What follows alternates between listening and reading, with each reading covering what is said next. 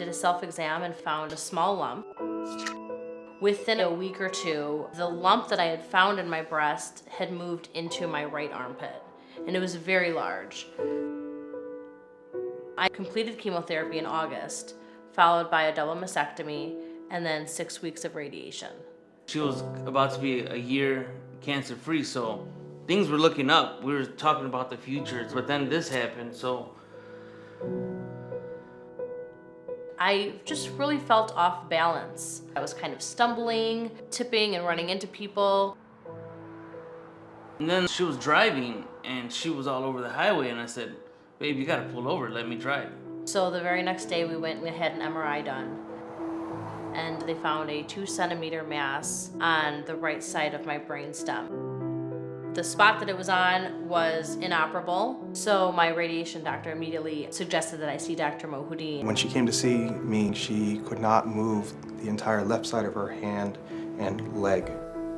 It was scary for me because I had my kids around and they just saw me getting really sick. And the steroids had caused me to swell up and gain over 20 pounds within just a couple of weeks. I could feel myself dying.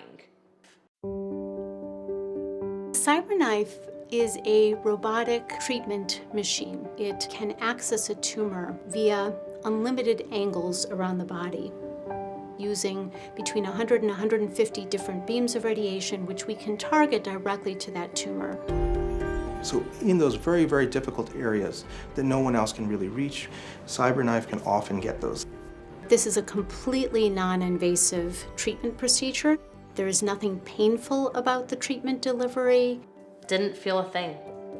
And they let me bring in whatever music made me feel comfortable so I can relax. They make you feel like you're family, you know, like they're very compassionate and, you know, they give you hope.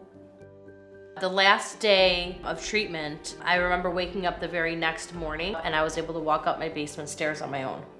Stuff like that just started happening. We're like, she's coming back, you know? Hey, how you doing? So Becky is doing very well today, and you have to contrast to that how she came, in a wheelchair, really unable to talk, unable to really move. She's completely back to normal.